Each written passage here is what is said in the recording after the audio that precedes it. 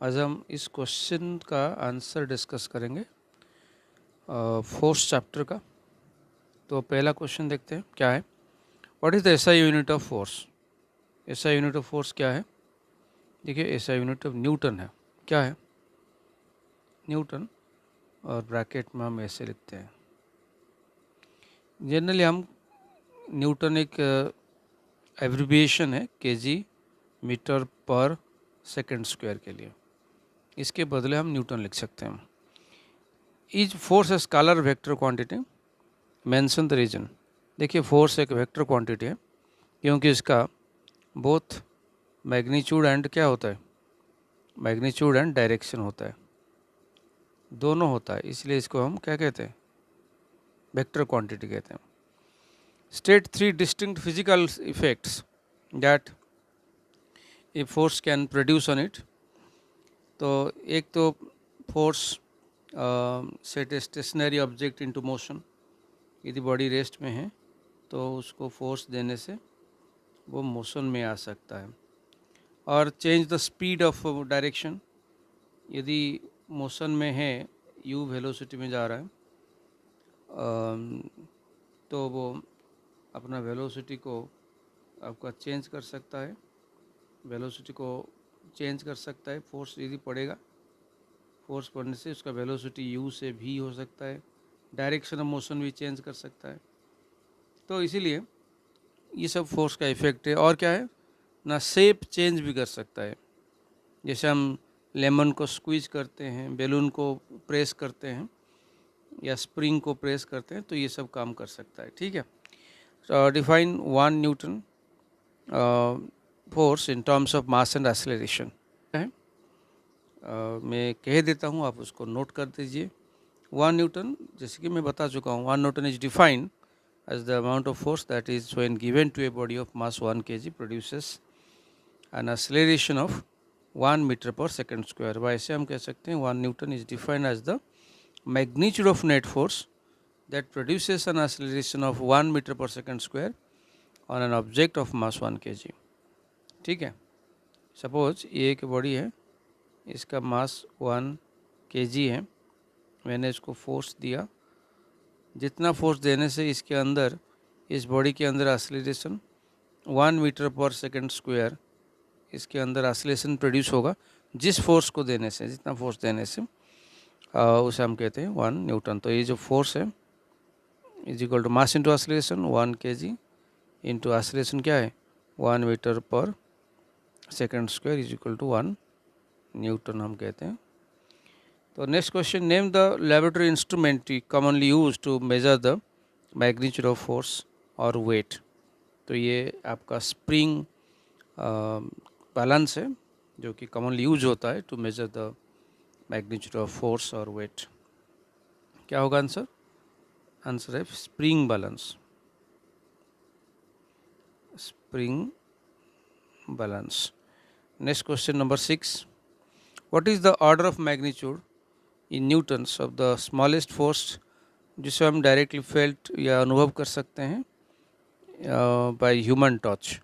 तो ये जो स्मॉलेस्ट फोर्स जिसे हम फील कर सकते हैं वो मिली न्यूटन है। और 1 milli newton is equal to 10 to the power minus 3 newton. और express 1 hecto newton in terms of newtons using power of 10 notations. तो 1 एक्टो न्यूटन जो है ये है 10 to the power minus 24 Newton, याद रखिए। What is mean by net force acting on a body. Net force का मतलब क्या है?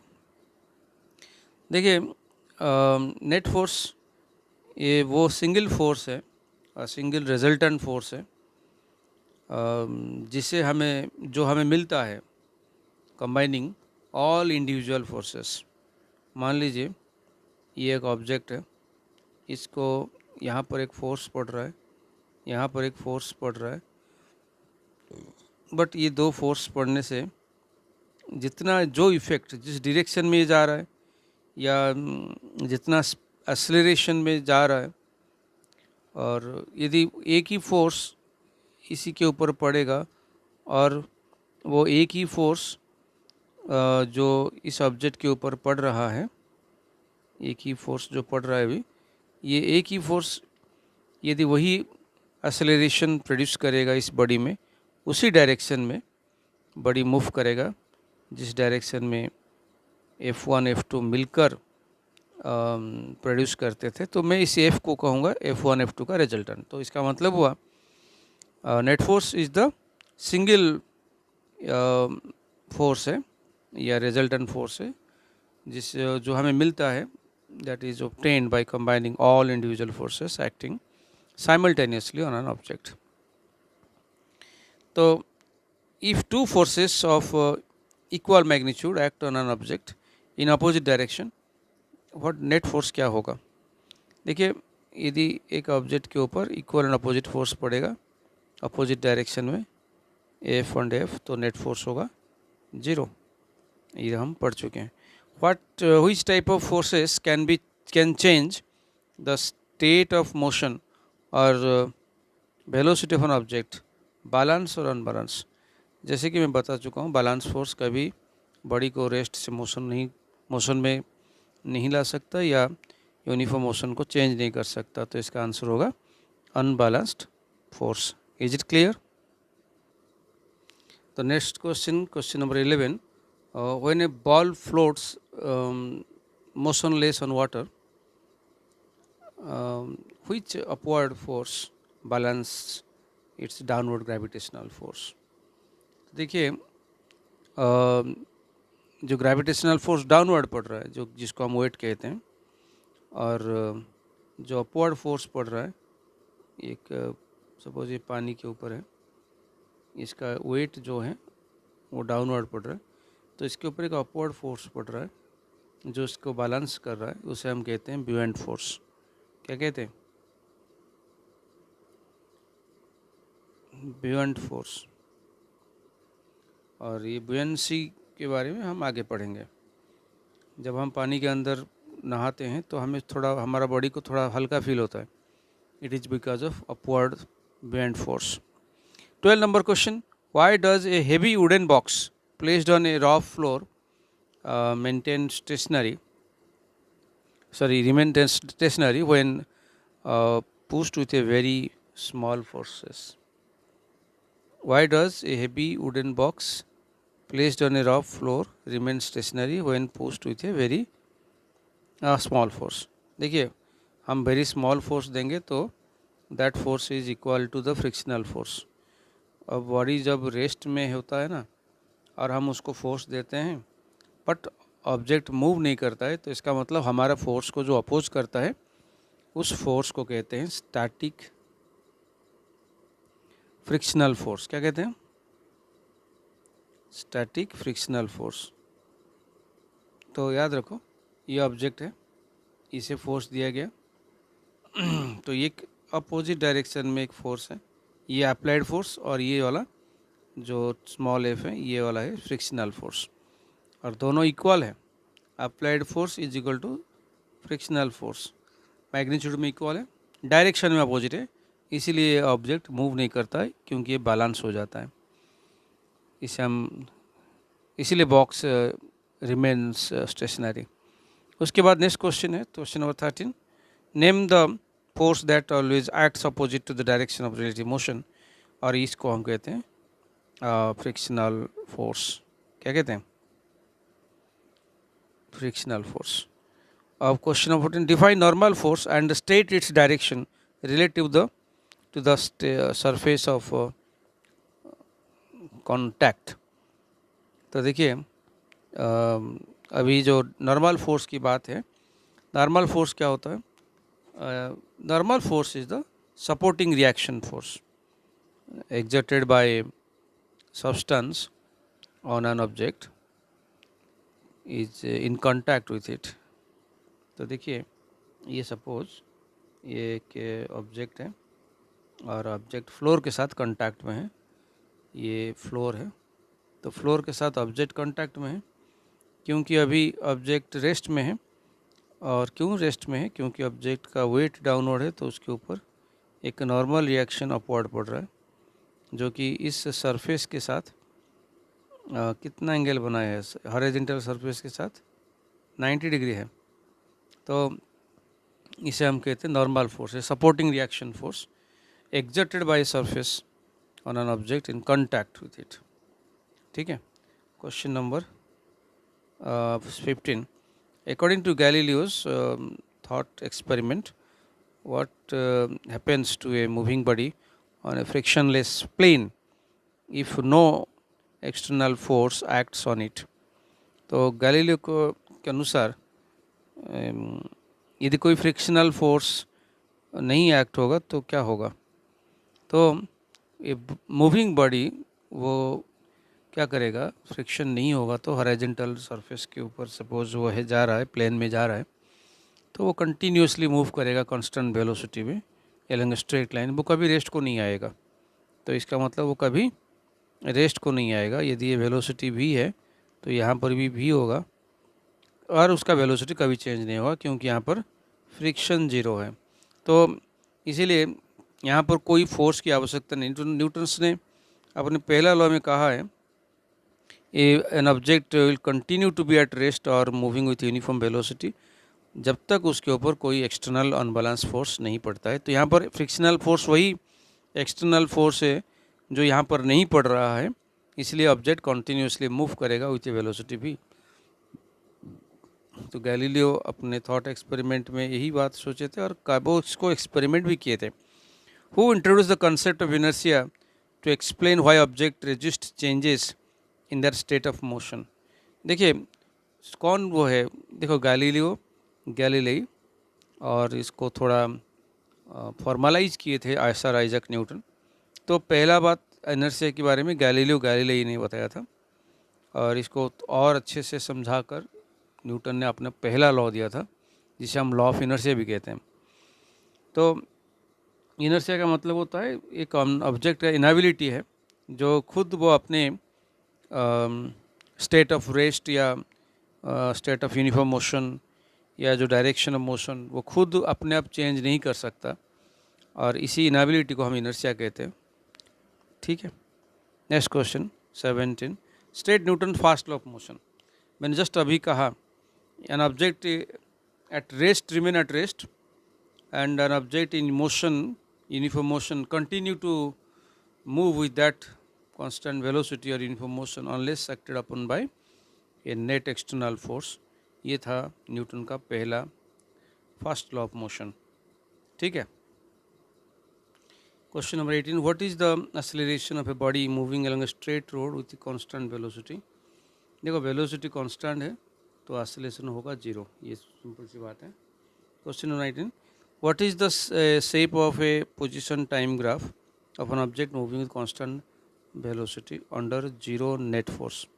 देखिए यदि ये ग्राफ को बात है तो ये पोजीशन ग्राफ है, पोजीशन एक्सिस, ये टाइम एक्सिस, और यदि कोई फोर्स तो कांस्टेंट वेलोसिटी में जा रहा है तो ग्राफ क्या होगा? कौन बता सकता है? तो इट सिंपल है, ग्राफ होगा straight line incline to the time axis, ठीक है, और एक स्लोप होगा, सम एंगल हो रहा है ना, तो ये आपका क्या है? एक्सटी ग्राफ, इसी को कहते हैं एक्सटी ग्राफ, क्योंकि कांस्टेंट वेलोसिटी में तो एक्सटी ग्राफ एक स्ट्रेट लाइन होगा। ठीक है, incline to the time axis having constant slope. Okay. Question number 20. What is the slope of velocity time graph for an object resting on a table under zero net force? देखो body तो rest में है, तो rest में होगा तो क्या होगा इसका? द वेलोसिटी टाइम ग्राफ एक हॉरिजॉन्टल लाइन होगा जो कि टाइम एक्सिस के साथ पैरेलल होगा। ध्यान से देखिए, यदि ये आपका v है, ये तो आपका टाइम है, तो वेलोसिटी टाइम ग्राफ जो है वो ऐसे होगा, क्योंकि बॉडी रेस्ट में है तो इसीलिए वो graph parallel to the time axis. और यदि ओरिजिन से कहीं दूर में है तो वो कभी पॉसिबल नहीं हो सकता। यदि मैं यहाँ पर करूँगा और कहेंगे बड़ी रेस्ट में है, नहीं है, यहाँ पर एक वैल्यू आ जाता है, मान लीजिए 10 मीटर पर सेकेंड, तो यहाँ पर बड़ी यूनिफॉर्म वेलोसिटी हो जाएगा। सिर्फ टाइम एक्सिस के ऊपर ग्राफ होगा, तब जाके हम वेलोसिटी को 0 मानेंगे और बड़ी रेस्ट मानेंगे। ठीक है। Next question 21, write the fundamental mathematical equation relating the force, mass and acceleration, Newton second law. देखिए न्यूटन सेकेंड लॉ आपका वेरी सिंपल है, force is equal to mass into acceleration. Force हमारा नेट फोर्स है, net unbalanced force भी हम कह सकते हैं, और एम मास है ऑब्जेक्ट का, और एक्सेलरेशन ए एक्सेलरेशन है। क्लियर।